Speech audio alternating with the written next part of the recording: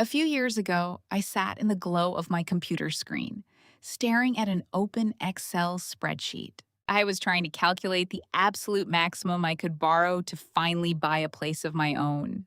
I typed in my salary. I entered my small savings. And then I just stared at the screen. I stared at a mountain of debt that would dictate the next 30 years of my life. That night, I closed my laptop feeling completely suffocated.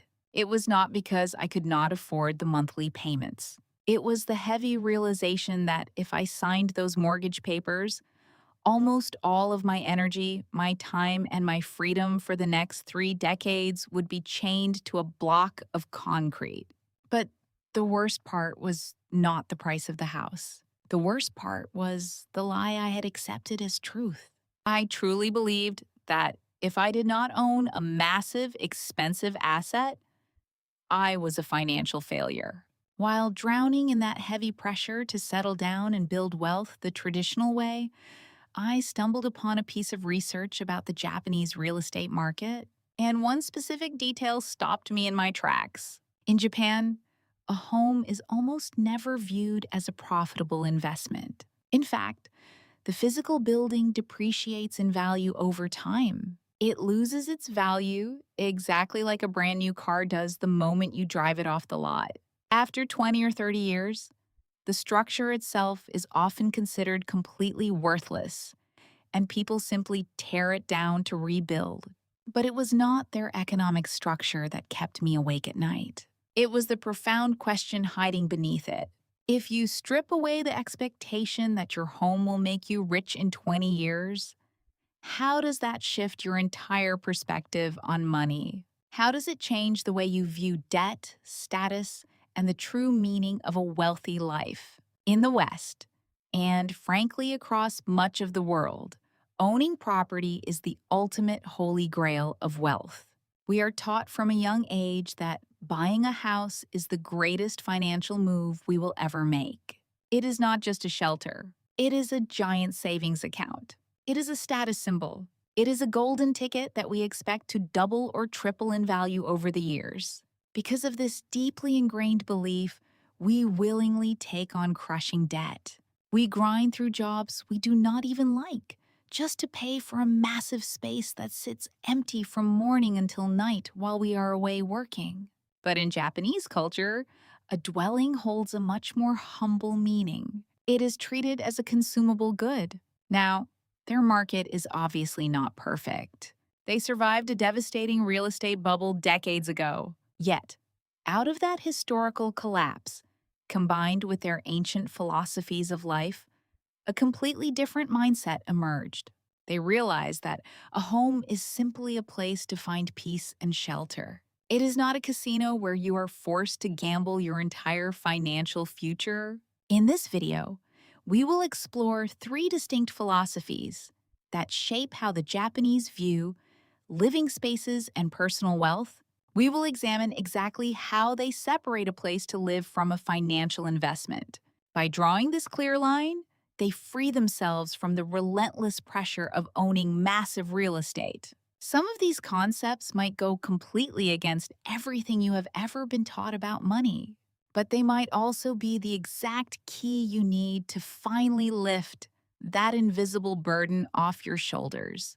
The most profound difference begins with how we look at aging. In the West, there is a total obsession with maintenance and upgrades. A living space must always look brand new to hold its value. You are told you must renovate the kitchen, replace the floors, and constantly repaint the walls.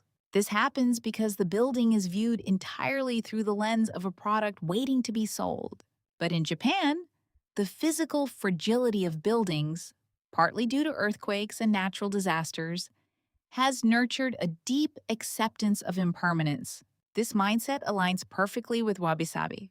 It is the philosophy of finding beauty in imperfection and the natural cycle of decay. Once you accept that a block of concrete will eventually age and lose its financial value, you stop treating it like a stock portfolio. Imagine someone who borrows $500,000 to buy a house.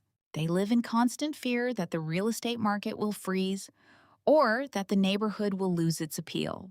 At that point, the home is no longer a sanctuary, it becomes a cruel boss, demanding your service both financially and mentally.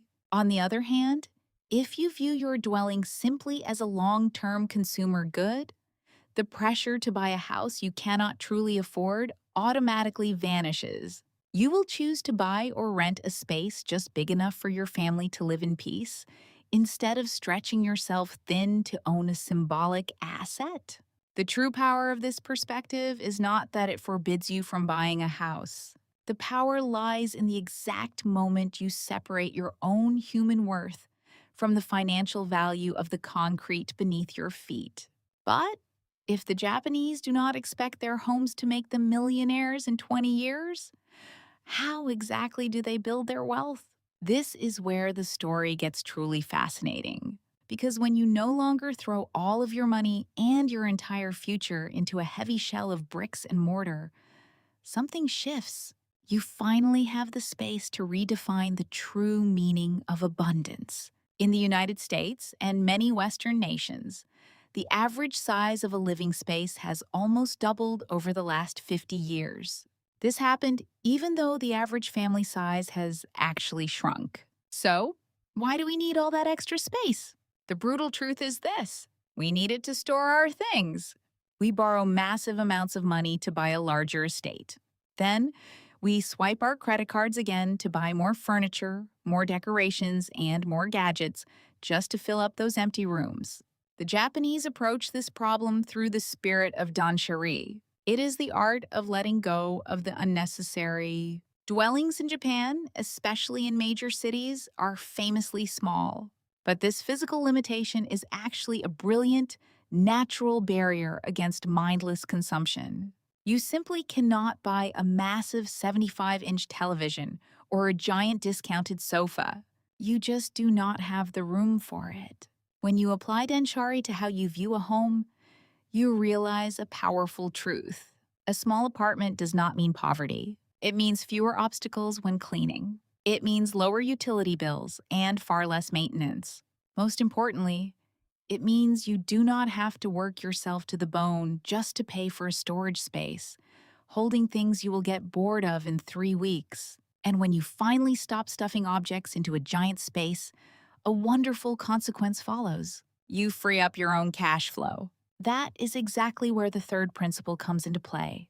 Because they are not chained to the crushing mortgage of a suburban mansion, the Japanese can focus on Chokin. This is the habit of accumulating cash and highly liquid assets. The danger of being wealthy on paper through a massive property is very real. If you lose your job, you cannot chop off a corner of your living room to buy groceries. I've seen many people who own million-dollar apartments. Yet, they do not have enough cash in the bank to survive even 6 months without a paycheck. They are what we call house rich, but cash poor. By choosing a more modest shelter, you retain a steady stream of free cash flow every single month. That money can be used for profitable investments, or it can simply build a giant emergency fund that lets you sleep peacefully every night. At this stage, your money serves your life. It serves your peace of mind. It no longer serves the bank holding the deed to your house. The impermanent view of Wabi-sabi helps you stop obsessing over whether your shelter will turn a profit.